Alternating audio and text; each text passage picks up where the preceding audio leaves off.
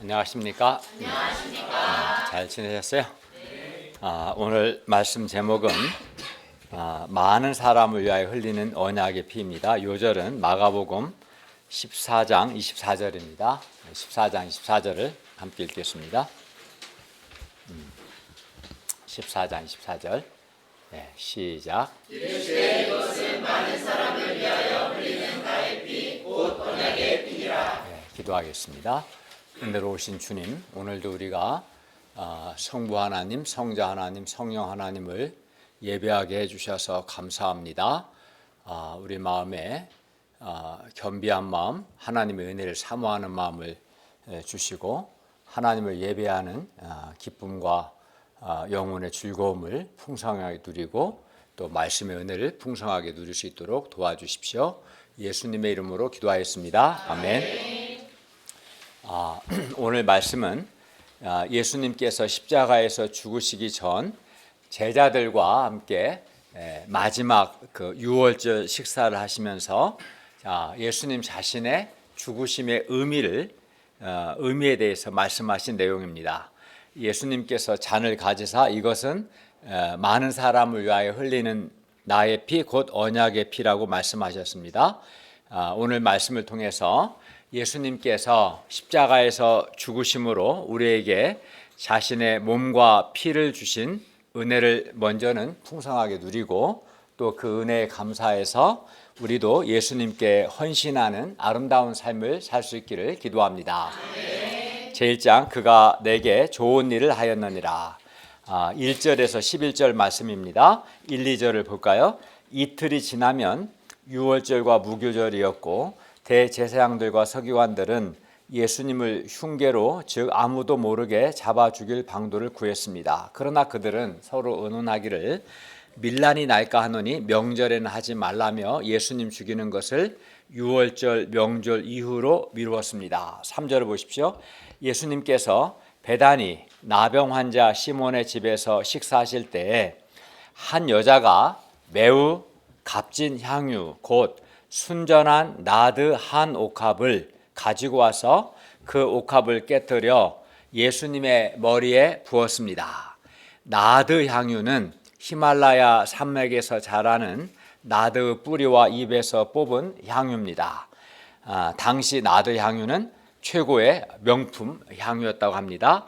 그래서 나드 향유 한 병은 300데나리온 이상, 즉 노동자 1년 연봉 이상의 가치가 나가는 매우 값진 것이었습니다. 당시 유대인들은 아주 귀한 손님이 왔을 때 손님에게 식사 중에 향유 한두 방울을 떨어뜨렸다고 합니다. 그러나 본문의 이 여자는 나도 향유를 한두 방울 떨어뜨린 것이 아니라 향유 옥합을 깨뜨려서 예수님의 머리에 다 부어드렸습니다. 그래서 나드 향이 아마 온 집에 가득했을 겁니다. 4, 5절을 보십시오. 어떤 사람들이 화를 내며 서로 말합니다. 어찌하여 이 향유를 허비하는가? 이 향유를 300데나리온 이상에 팔아서 가난한 자들에게 줄 수 있었겠도다. 이들은 아깝다. 이 향유를 다 부었으니까 아깝다. 그러면서 그 여자를 책망했습니다. 야, 너 지금 생각이 있냐 없냐? 너 제정신이 아니구나. 이 향유를 다 허비하다니. 이렇게 그들은 여자가 예수님께 매우 값진 향유 곧 순전한 나드 한 옥합을 다 부어드린 것을 허비라고 생각했습니다. 반면 그것을 300데나리온 이상에 팔아 그 돈을 가난한 자들에게 주는 것은 돈을 허비하는 게 아니라 아주 돈을 가치 있게 쓰는 것, 돈을 잘 쓰는 것이라고 생각했습니다. 6절을 보십시오. 예수님께서 이랑 그들에게 말씀합니다. 가만두어라. 너희가 어찌하여 그를 괴롭게 하느냐? 그가 내게 좋은 일을 하였느니라. 어떤 사람들은 그 향유 한 옥합을 예수님께 부어드린 그 여자에게 화를 냈고 그 여자가 향유를 허비했다고 했으며 심지어 그 여자를 책망하기까지 했어요. 그러나 똑같은 상황에서 예수님께서는 그 여자가 내게 즉 예수님께 좋은 일을 했다고 하셨고 여자를 변호하시고 오히려 여자를 그가 내게 좋은 일을 했다고 칭찬하셨습니다. 그리고 9절을 보면 더 나아가 온 천하 어디서든지 복음이 전파되는 곳에는 이 여자가 행한 일도 말하여 그 여자를 기억하라고 하셨습니다. 이를 통해 볼 때 여자가 매우 값진 향유 곧 순전한 나드 한 옥합을 깨뜨려 예수님의 머리에 부은 것에 대해서 어떤 사람들은 그것을 허비한 것으로 보았으나 예수님께서는 허비한 것이 아니고 내게 좋은 일을 했다 이렇게 말씀하셨습니다.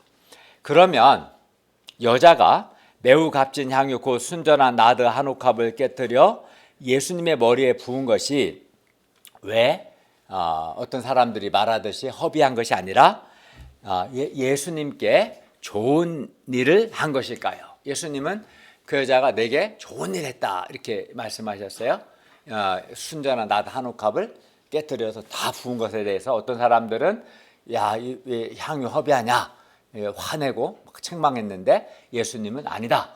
그가 내게 좋은 일을 했다 이렇게 말씀하셨습니다. 왜 그럴까요? 여기는 두 가지 이유가 있는데 첫째는 이는 그 여자가 예수님을 섬길 수 있는 때와 기회를 놓치지 않았기 때문입니다. 이 여자는 예수님을 섬길 기회, 그 때를 놓치지 않았습니다. 7절을 보십시오. 가난한 자들은 항상 너희와 함께 있으니 아무 때라도 원하는 대로 도울 수 있거니와 나는 너희와 항상 함께 있지 아니하니라. 가난한 사람들을 돕는 것은 아무 때라도 원하는 대로 할 수 있다고 예수님은 말씀하셨습니다. 그렇죠. 어느 시대나 가난한 사람 늘 있죠. 언제든지 가난한 사람들 도울 수 있는 기회는 있습니다. 그러나 예수님을 섬기는 것은 그렇지 않습니다. 왜냐하면 성육신하신 예수님께서 그들과 항상 함께 있는 것은 아니기 때문입니다. 예수님은 이제 이틀 후면 십자가 이게 이제 수요일이니까 이틀 후면 금요일 날 십자가에서 죽으십니다. 그리하면 사람들이 예수님께 무엇을 해드리고 싶어도 하지 못합니다. 예수님 계시지 않습니다. 죽으시고 이 여자로서는 지금이 아니면 다시는 예수님을 섬길 기회를 얻지 못할 수 있었습니다. 그래서 여자는 가장 적절한 때, 즉 예수님의 죽으심을 앞두고 예수님의 머리에 향유를 부어드렸습니다. 그리고 예수님께서는 여자의 이런 행동에 대해서 이렇게 말씀하셨습니다. 그가 내게 좋은 일을 하였느니라. 그러나 다른 사람들은 예수님께서 항상 세상에 계실 것이고 자기들이 원할 때 언제든지 예수님을 섬길 수 있을 것이다 이렇게 생각했다가 예수님을 섬길 때와 기회를 놓쳤습니다.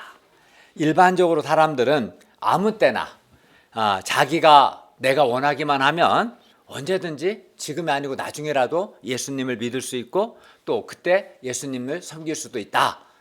내가 원할 때 예수 믿고 원할 때 예수님 섬길 수 있다. 이렇게 생각하는 경향이 있어요. 그리고 바로 이러한 잘못된 이런 생각 때문에 예수님을 믿고 예수님을 섬길 기회가 왔는데도 불구하고 예수님을 믿지 않고 또 예수님을 섬기지 않습니다. 나중에 시간이 여유가 있을 때, 돈이 많을 때, 나중으로 미룹니다. 그러나 예수님을 믿고 예수님을 섬길 수 있는 기회가 다시는 오지 않을 수도 있습니다. 예수님을 믿고 예수님을 섬길 수 있는 기회가 항상 있는 것은 아닙니다. 예를 들어 제가 만약에 죽거나 그러면 더 이상 섬길 수 없겠죠. 또 병이 많이 걸리거나 그러면 하고 싶어도 하지 못할 겁니다. 그러므로 우리는 지금 기회가 있을 때 예수님을 믿고 또 예수님을 섬길 수 있기를 바랍니다. 지금이 아니면 나에게 영원히 기회가 없을 수 있습니다. 항상 기회가 있는 게 아닙니다. 둘째, 그 여자가 예수님의 장례를 미리 준비했기 때문에 예수님께 좋은 일을 한 것입니다. 8절을 다 같이 읽겠습니다. 시작. 그는 힘을 다하여 내 몸에 향유를 부어 내 장례를 미리 준비하였느니라. 여자가 매우 값진 향유 곧 순전한 나드 한 옥합을 깨뜨려 예수님의 머리에 부은 것은 여자로서는 정말 힘을 다한 겁니다. 예수님이 말씀하셨습니다. 그는 힘을 다하여. 그러니까 아마도 그 여자가 막 돈이 많거나 그러진 않았던 것 같아요. 향유 한 옥합을 다 드린 것은 그 여자로서는 정말 할 수 있는 최선을 다한 힘을 다한 거예요. 그래서 예수님께서도 여자로서는 정말 힘을 다했다 라고 하신 거고, 예수님이 여자가 힘을 다하여 예수님의 몸에 향유를 부어 예수님의 장례식을 미리 준비했기 때문에 예수님께 좋은 일을 했다고 칭찬하셨습니다. 여자는 예수님의 죽으심과 그 죽으심의 의미를 알았습니다. 예수님의 죽으심이 많은 사람의 죄를 용서하기 위한 죽음임을 알았습니다. 그래서 여자는 예수님의 죽으심의 은혜에 너무나 감사했고, 예수님의 죽으심의 은혜에 감사해서 자기가 가진 향유를 예수님께 부어드린 겁니다. 장례에서 향유는 시체에다가 붓는 것이었으나 여자는 예수님이 죽으시기 전에 미리 예수님의 장례를 준비한 것입니다. 그래서 예수님께서 말씀하십니다. 8절을 보십시오. 그는 힘을 다하여 내 몸에 향유를 부어 나의 장례를 미리 준비하였느니라. 예수님은 자신의 죽으심에 대해서 제자들을 포함한 사람들에게 여러 번 말씀하셨습니다. 그러나 제자들은 예수님의 말씀을 진지하게 받아들이지 않았고, 그 결과 예수님의 죽으심뿐만 아니라 죽으심의 의미에 대해서도 알지 못했습니다. 야고보와 요한은 자기들 형제가 예수님의 좌우편에 앉고자 했고, 다른 제자들도 그 점에서는 마찬가지였습니다. 그들은 예수님이 죽으실 것을 여러 번 말씀하셨는데도 잘 듣지 않고 서로 누가 크냐 하고 다투고 있었습니다. 제자 중 하나 가룟 유다는 예수님을 넘겨줄 생각을 하고 있었습니다. 바로 그러한 때에 오직 본문의 이 여자만이 예수님의 죽으심을 받아들였고 예수님의 죽으심의 의미까지 알고 있었습니다. 그리하여 오직 이 여자만 예수님의 장례를 미리 준비한 것이었습니다. 그 많은 사람들 중에 오직 본문의 이 여자만 예수님의 죽음의 의미를 깨닫고 예수님의 죽으심의 은혜에 감사해서 자기의 향유를 가져다가 힘을 다하여 예수님께 다 부어드렸습니다. 어떤 사람들은 이 여자에게 화를 내고 향유를 허비했다고 책망했지만 예수님은 이 여자의 마음을 아시고 오히려 크게 칭찬하셨습니다. 그가 내게 좋은 일을 하였느니라. 그는 힘을 다하여 내 몸에 향유를 부어 나의 장례를 미리 준비한 것이다. 9절을 보십시오. 내가 진실로 너희에게 이르노니 온 천하에 어디서든지 복음이 전파되는 곳에는 이 여자가 행한 일도 말하여 그를 기억하리라. 예수님은 자신의 죽음을 통해 복음이 완성되고 십자가의 죽으심과 부활의 복음이 완성되고 그 복음이 온 천하에 전파될 소망을 가지셨습니다. 그것도 제자들을 통해서 그 일이 이루어질 소망을 가지셨습니다. 그리고 예수 그리스도의 이 복음이 전파되는 곳마다 예수님의 죽으심이 말해질 것이고 예수님의 죽으심이 말해질 때마다 본문의 이 여자가 행한 일, 곧 힘을 다하여 주님의 장례를 미리 준비한 일도 말하여 그를 기억하게 될 것입니다. 실제로 본문의 이 여자가 예수님께 향유를 부어드린 이 사건은 마가복음 성경에 기록되었고 이 여자를 통해서 많은 사람들이, 순수한 많은 사람들이 은혜와 은혜를 받고 이 여자의 아름다운 헌신을 통해서 나도 이 여인과 같이 주님의 은혜에 감사해서 주님께 헌신해야겠다는 은혜를 받고 또 도전을 받고 이 여자를 본받아서 예수님을 사랑하고 힘을 다하여 섬기고 헌신하는 아름다운 역사가 일어났고 지금도 일어나고 있습니다. 선교사님들이 지금 선교지에서 그러한 아름다운 헌신의 삶을 살고 있고 우리 목자님도 오늘 본문의 이 여자를 본받아서 예수님을 사랑하고 예수님께 헌신하는 아름다운 삶을 지금 살고 있습니다. 이 여자는 우리에게 은혜와 도전을 줍니다. 예수님의 죽으심의 은혜를 받은 사람은 이 여인처럼 온전히 주님을 사랑해서 헌신하는, 이 얼마나 아름다운가 주님이 말씀하셨고, 이 여인을 통해서 은혜를 받고 도전을 받고 이 여자처럼 그런 삶을 살고자 하는 사람들이 많습니다. 우리 주님께서 본문의 여자처럼 주님께 아름다운 헌신을 하고 있는 분들을 향해서 그가 내게 좋은 일을 했다, 온 천하 어디서든지 복음이 전파되는 곳에는 그가 행한 일도 말하여 그를 기억하리라 라고 반드시 칭찬하실 것입니다. 주님은 지금도 우리의 헌신을 보고 그가 내게 좋은 일을 했다 칭찬하실 것입니다. 그리고 우리가 주님께 이러한 칭찬을 받을 것을 생각하면 소원이 생기고 힘이 넘칩니다. 10절 11절을 보십시오. 12 중에 하나인 가룟 유다는 예수님을 넘겨주려고 대제사장들에게 갔습니다. 그는 지난 3년 동안 예수님의 사랑을 많이 받았으나 예수님을 배반했습니다. 이에 대제사장들은 유다의 말을 듣고 기뻐하며 돈을 주기로 약속했습니다. 여인은 매우, 본문 한 여자는 매우 값진 향유 곧 순전한 나드 한 옥합을 깨뜨려 정말 힘을 다해서 예수님께 부어드림으로 예수님의 장례를 미리 준비했습니다. 반면 어떤 자들은 여자의 행위를 허비한 거라고 보고 여자에게 화내고 책망까지 했습니다.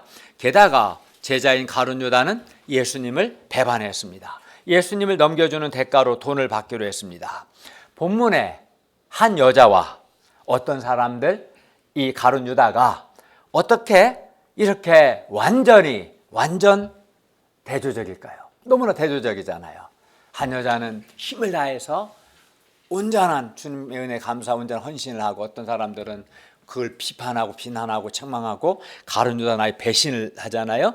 왜 이렇게 대조적일까요? 여러분은 누구에게 가깝습니까? 물론 본문의 한 여자에게 가깝겠죠.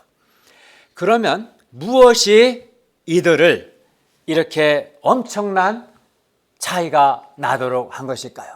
동일한 상황에서 엄청나게 대조적이잖아요. 왜 이러한 차이가 날까요? 어떤 사람은 힘을 다하여 주님께 헌신하는 아름다운, 또 주님께 칭찬을 받는 행동을 하고, 어떤 사람들은 막 화내고 책망하고 배신 때리고, 이렇게 왜 이런 차이가 나는 걸까요?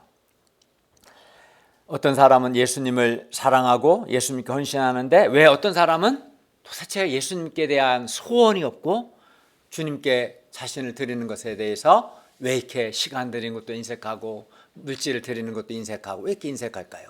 왜 이렇게 소원이 없을까요? 사람인데 너무나 대조적입니다. 똑같은 상황에서 왜 그럴까요? 그것은 바로 예수님의 죽으심에 대한 태도 때문입니다. 예수님의 죽으심의 의미를 아느냐 모르느냐, 또 예수님의 죽으심의 은혜를 받아들이냐 안 받아들이냐가 이러한 대조적인 결과를 가져온 것입니다. 예수님의 죽으심의 의미를 알았던 이 한 여자는 예수님의 죽으심의 은혜에 감사하여 예수님의 장례를 미리 준비함으로써 예수님께 좋은 일을 했습니다. 반면 예수님의 죽으심의 의미를 알지 못했던 사람들은 여자의 행동을 허비라고 생각하고 여자를 책망했고, 심지어 가룟 유다는 예수님을 팔려고 했습니다. 그러므로 우리가 예수님의 죽으심의 의미를 알고 예수님의 죽으심의 은혜를 받아들이는 것이 매우 중요합니다. 예수님의 죽으심에 대한 태도가 이런 삶의 태도를 대조적인 태도를 가져온 것이죠. 우리가 예수님의 죽으심의 의미를 알지 못한다면 우리가 아무리 교회에 오래 다닐지라도 우리도 본문의 어떤 사람들이나 가룟 유다가 될 수 있습니다.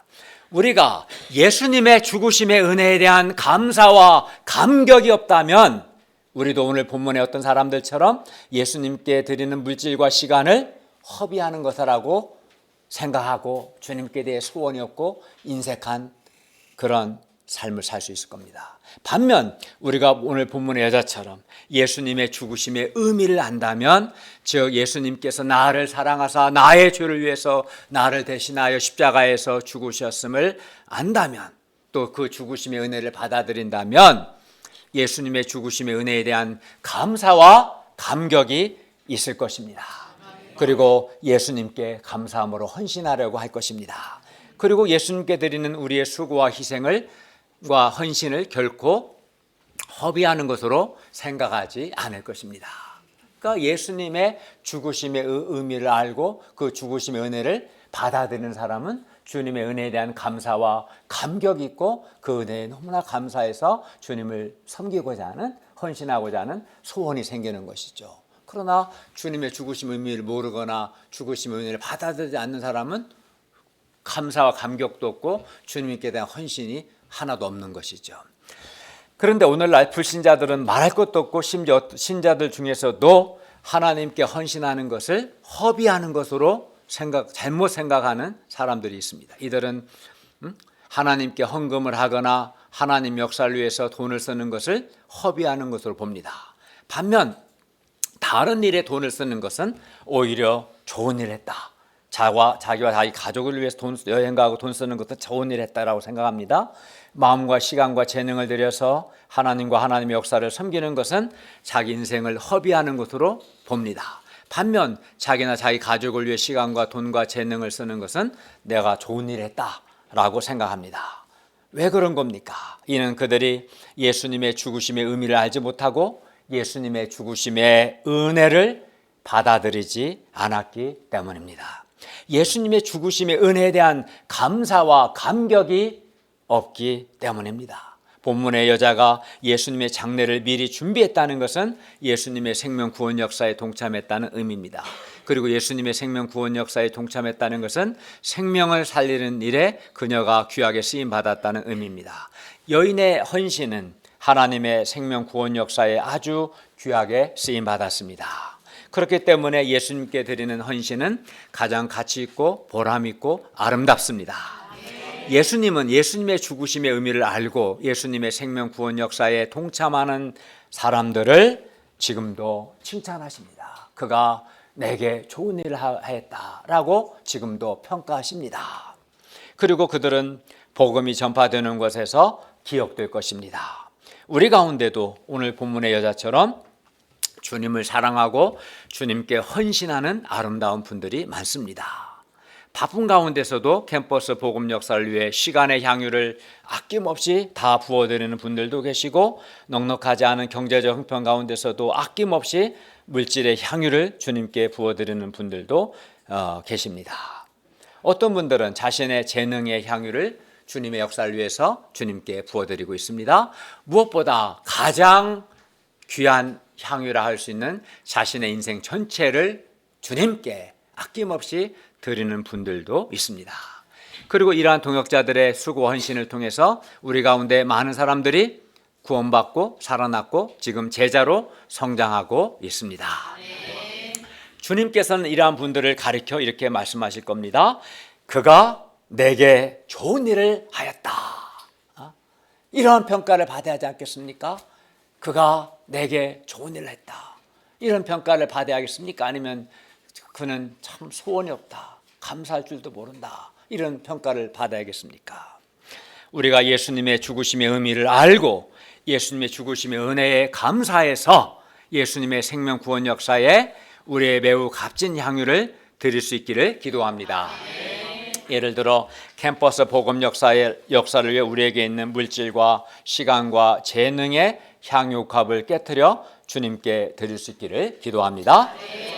제2장 이것은 많은 사람을 위하여 흘리는 나의 피 곧 언약의 피니라. 12절에서 26절 말씀입니다. 12절 보십시오. 드디어 무교절 첫날 곧 유월절 양 잡는 날이 되었습니다. 이 날은 유대 달력으로 아비월 14일을 가리킵니다. 오늘 본문에서는 이 날이 목요일입니다. 항상 목요일은 아니지만 14일이 당시에는 예수님 죽으실 때는 목요일이었습니다. 아비월 14일 오전에는 모든 유대인들이 집안 구석구석을 대청소하며 누룩을 제거했습니다. 그리고 오후 3시에 모든 유대인들이 집안 그 성전에 가서 양 잡는 일을 했습니다. 그리고 저녁에 가족들이 모여서 이제 아비월 14일 저녁 때 식사를 했습니다. 그러니까 엄밀히 말하면 유대인들은 해가 질 때부터 그 다음날 해가 지기 전까지가 하루거든요. 그러니까 목요일은 사실은 아비벌 14일이면서 동시에 해가 지면서 15일이에요. 두 날이 하루에 겹쳐 있는 거예요. 어쨌든 목요일 이제 저녁에 유월절 식사를 하는 거예요. 12절 하반절을 보십시오. 제자들이 예수님께 우리가 어디로 가서 선생님께서 유월절 음식 잡수시게 준비하기를 원하십니까? 라고 물었어요. 예수님은 자신을 넘겨줄 기회를 엿보고 있는 가롯 유다를 의식해서 두 제자에게 은밀하게 유월절 식사 준비를 시켰습니다. 이는 마치 첩보 작전과 같았습니다. 13절에서 16절을 보십시오. 예수님께서 제자 중에 둘을 보내며 이르셨습니다. 성내로 들어가라. 그리하면 물 한 동이를 가지고 가는 사람을 만나리니 그를 따라가서 어디든지 그가 들어가는 그 집 주인에게 이르되 선생님의 말씀이 내가 내 제자들과 함께 유월절 음식 먹을 나의 객실이 어디 있느냐 하시더라 하라. 그리하면 그 자리를 펴고 준비한 큰 다락방을 보이리니 거기서 우리를 위하여 준비하리라. 본문에 물 한 동이를 가지고 가는 사람은 헬라어 본문을 보면 물 한 동이를 가지고 가는 남자입니다.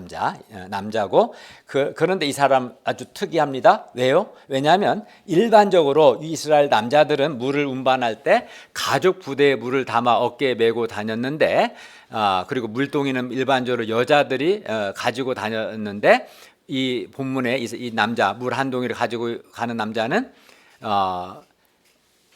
그 물동이에다가 가져갔기 때문에 아주 특별한 남자였고 바로 눈에 띄었을 것입니다.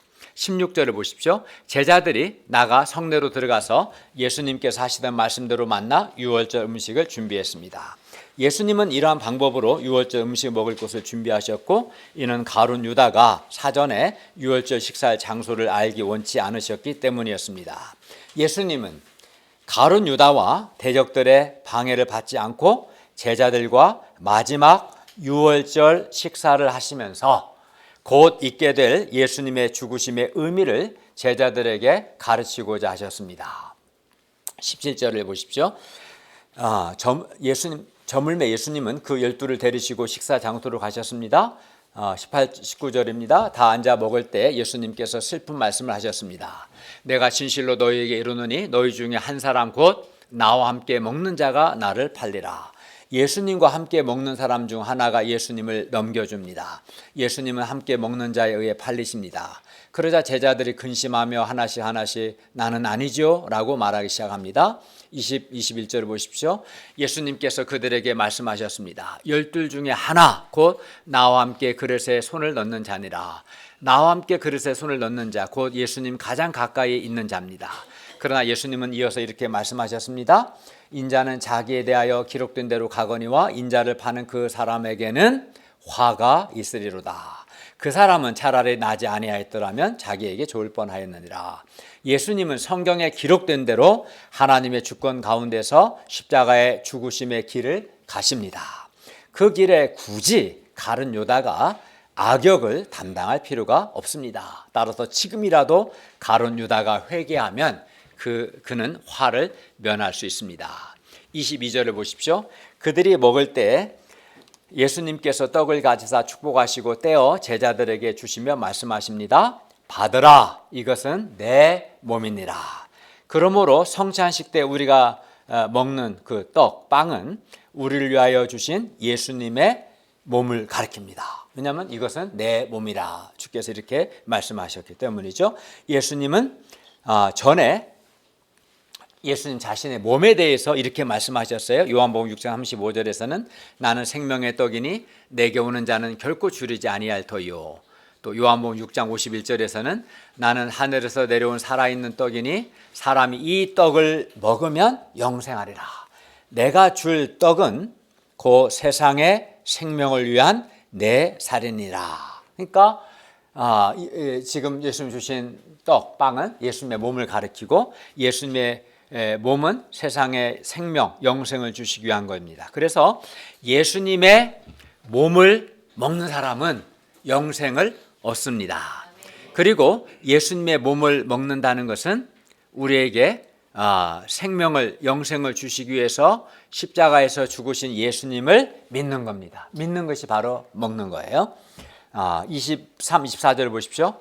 예수님은 또 잔을 가지사 감사 기도하시고 그들에게 주시니 그들이 다 이를 마셨습니다. 그러자 예수님께서 또 말씀하십니다. 24절을 보십시오. 이것은 많은 사람을 위하여 흘리는 나의 피 곧 언약의 피니라. 예수님께서 본문에서 잔은 유월절 식사 때 마시는 포도주 잔인데 이 포도주는 예수님의 피를 가리킵니다. 그러니까 그때 먹은 그 떡, 빵은 예수님의 몸을 가리키고 유월절 식사 때 마신 포도주 잔은 예수의 피를 가리키죠. 그리고 여기서 많은 사람은 예수님을 믿는 사람을 가리키죠. 그리고 나의 피, 언약의 피라고 하셨는데 이 언약의 피에서 언약은 새 언약을 가리킵니다. 그러므로 성찬식 때 우리 성찬식 했죠. 이번 여름상에도 성찬식 때 우리가 마시는 포도주는 예수님께서 우리의 죄 용서를 위해서 십자가에서 피 흘려 죽으신 것을 가리킵니다. 우리가 성찬식 때 마시는 그 포도주 잔은 예수님께서 우리의 죄 용서를 위해 십자가에서 흘리신 그 피를 가리키는 거죠. 그리하여 예수님의 피를 마시는 자, 즉 예수님께서 우리에게 죄 용서를 주시기 위해서 십자가에서 피 흘리신 것을 믿는 자, 마신다는 건 내가 믿는 거, 받아들이는 것인데 믿는 자는 죄 용서를 받습니다. 그러니까 예수의 살을 먹고 예수의 피를 마시는 자, 예수님이 우리에게 생명을 주시기 위해서 십자가에 찍히신 것, 또 우리에게 죄 용서를 주시기 위해서 피 흘리신 것을 믿는 사람은 영생을 얻고 죄 용서를 받습니다. 그리고 뿐만 아니라 예수님은 십자가에서 흘리신 자기 피로 새 언약을 세우셨어요. 그래서 예수님 뭐라고 말씀하셨어요? 24절에 이것은 많은 사람을 위하여 흘리는 나의 피 곧 언약의 피다. 여기서 언약은 새 언약입니다. 새 언약의 피라고 말씀하셨어요. 그러니까 예수의 피로 새 언약을 세우신 거죠. 그러면 예수님께서 자기 피로 새 언약을 세운다는 것이 무엇을 의미할까요? 먼저 새 언약을 세우신다는 것은 옛 언약이 있다는 것을 전제로 하신 겁니다. 그리고 옛 언약은 우리가 출애굽기에서 배운 것처럼 하나님께서 이스라엘을 애굽 땅에서 인도하여 내신 후에 시내산에서 모세를 통해서 하나님께서 이스라엘 백성과 맺은 언약이 바로 옛 언약이에요. 출애굽기 19장 20장에서 옛 언약에 관한 자세한 내용은 출애굽기 19장부터 24장에 자세히 나와요. 언약의 내용은 뭐냐면 우리가 결혼식 때 결혼 언약이라고 하잖아요. 난 안목의 신랑이 신부가 되는 그게 결혼 언약이죠. 마찬가지로 옛 언약의 내용은 나는 그들의 하나님이 되고 그들은 내 백성이 될 것이다 입니다. 그리고 옛 언약이나 새 언약이나 이 언약의 내용은 같아요. 하나님은 이스라엘의 하나님이 되고 그들은 하나님의 백성이 된다. 언약의 내용은 같은데 다만 언약을 세우는 방식이 달라요. 언약을 세우는 방식이. 옛 언약은 짐승의 피로 세웠고 새 언약은 오늘 본문처럼 언약의 피, 즉 예수님의 피로 세웠습니다. 출애굽기 24장 8절을 보면 모세는 짐승의 피를 뿌림으로 하나님과 이스라엘 백성 사이에 맺은 언약을 인쳤어요. 이때 언약서를 낭독하고 백성들이 준행하리라고 한 후에 그 언약을 하나님과 이스라엘 백성 사이에 맺은 언약, 옛 언약을 견고하게 하는 의미에서 짐승을 잡아 그 피의 절반은 제단에 뿌리고 나머지 절반은 백성에게 뿌리면서 이는 여호와께서 이 모든 말씀에 대하여 너희와 세우신 언약의 피니라라고 했습니다. 그냥 새 언약은 두 가지다.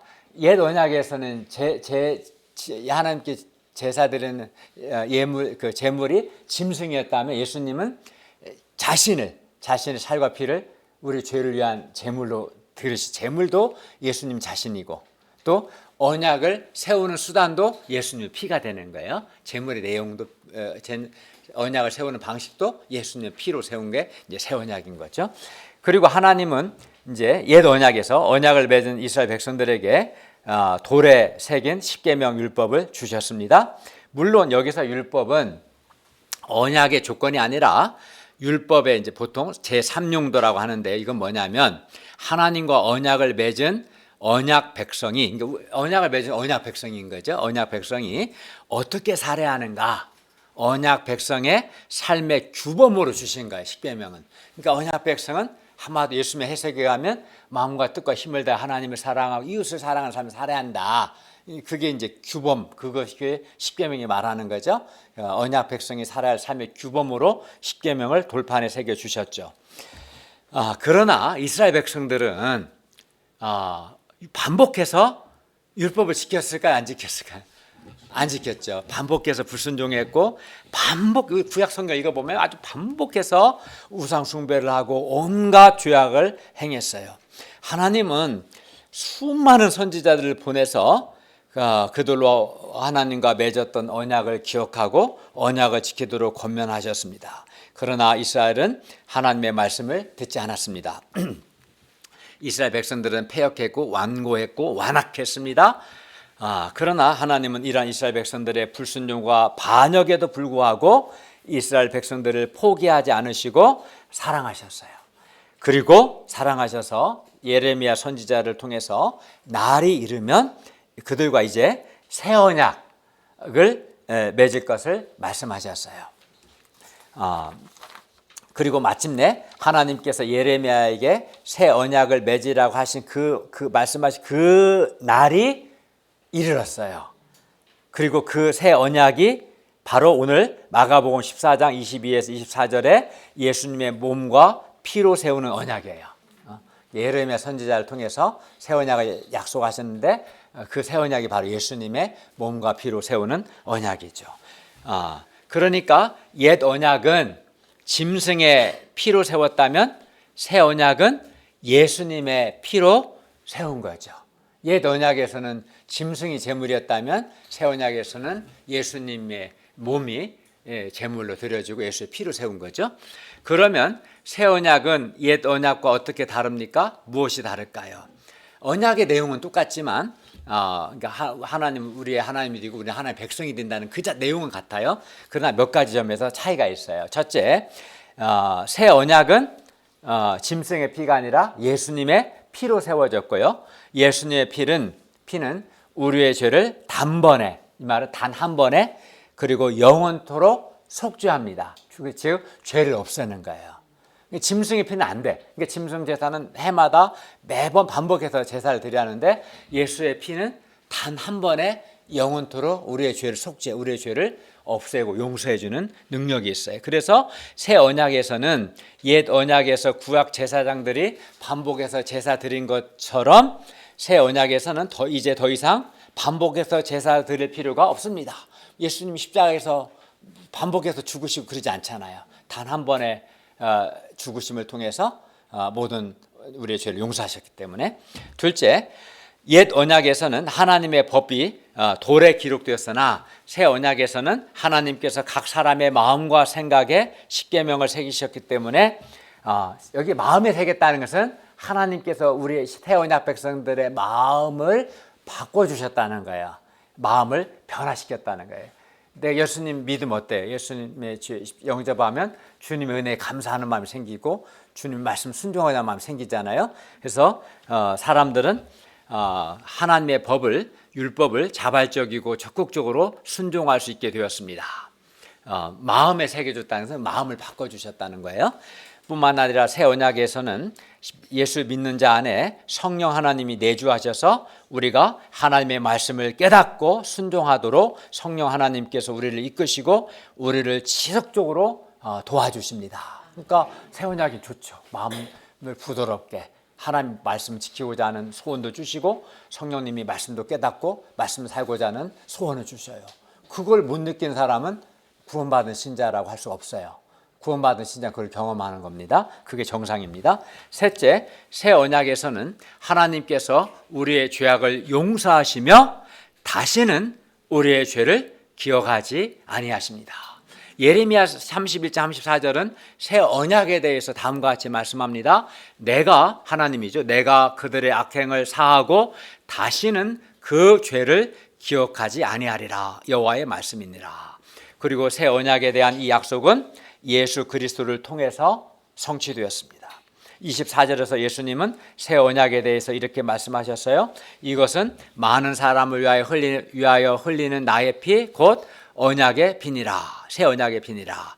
예수 그리스도께서 범죄한 우리 대신에 율법의 저주를 받아 십자가에서 피 흘려 죽으심으로 율법의 정죄와 저주에서 우리를 해방하셨습니다. 그러니까 내가 받아야 할 저주, 형벌을 예수님이 나를 사랑하사 나를 대신하여 십자가에서 살에 찢기고 피 흘려 죽으심으로 받으신 거죠. 그리고 그리고 24절에서 그렇게 예수님이 말씀하셨고, 그래야 예수님께서 십자가에서 흘리신 피가 우리의 모든 죄를 용서하시기 때문에 하나님은 우리의 죄악을 용서하실 뿐만 아니라 다시는 우리의 죄악을 기억하지 않으십니다.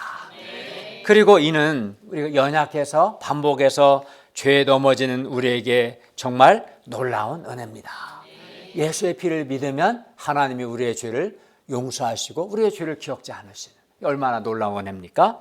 그리고 옛 언약에서 염소와 황소의 피와 및 암송아지의 제를, 이제 구약 제사에서는 짐승을 제물로 드렸으니까 이러한 염소, 황소의 피, 암송아지의 제를 부정한 자에게 뿌려 그 육체를 정결하게 하여 거룩하게 하였다면, 새 언약에서는 영원하신 성령으로 말미암아 흠없는 자기, 예수님 자신을 하나님께 드린 예수 그리스도의 피가 육체 정도가 아니라 우리의 양심을 죽은 행실에서 깨끗하게 하고 살아계신 하나님을 섬기게 합니다. 그리하여 우리는 예수님의 피의 은혜를 의지하여 하나님의 은혜의 보좌 앞에 담대히 나아가서 때마다 하나님의 도움을 받을 수 있습니다. 짐승의 피는 우리의 양심을 온전히 깨끗하게 하지는 못해요. 양심이 그렇게 깨끗하지 않으면 하나님께 나아갈 때 담대할 수 없어요. 거리끼는 마음들이 있는 거죠. 그러나 예수의 피는 우리의 죄를 다 용서하시고 우리의 마음을 깨끗하게 하고, 그래서 우리가 하나님께 담대히 나아갈 수 있어요. 아무 때나 나아가서 하나님의 도움을 받을 수 있어요. 놀라운 은혜인 거죠. 새 언약이 좋죠. 예수의 피로 세운 새 언약은 우리의 죄를 용서하고 하나님 우리의 죄를 기억지 않으시고 우리의 양심을 깨끗게 하고 피의 은혜를 의지해서 언제든지 누구든지 하나님께 나아가서 때마다 기도하고 하나님의 도우심을 받을 수 있고, 또 새 언약에서는 성령님이 내주하셔서 나에게 소원도 주시고 말씀도 깨닫게 해주시고 나를 도와주시고 좋죠. 이게 이 새 언약이 오늘 예수님께서 십자가에서 살이 찢겨 피 흘려 죽으심을 통해서 성취되었다는 거예요. 그러면 우리가 어떻게 이 놀라운 이 새 언약의 은혜에 참여해서 영생을 얻고 죄 용서의 은혜를 받고 또 때마다 하나님의 은혜의 보좌 앞에 담대히 나가서 하나님의 도우심을 받을 수 있습니까? 어떻게 이 새 언약의 놀라운 은혜, 영생 얻는 거, 죄 용서 받는 거, 하나님의 은혜의 보좌 앞에 담대히 나가서 때를 따라 하나님의 도움을 받는 이 놀라운 새 언약의 은혜를 받을 수 있을까요? 그것은 바로 예수님을 믿는 겁니다. 우리는 예수 그리스도를 믿는 믿음으로 이 놀라운 새 언약의 은혜에 참여할 수 있습니다. 우리는 다만 예수님의 피의 은혜를 감사함으로 받아들이기만 하면 됩니다.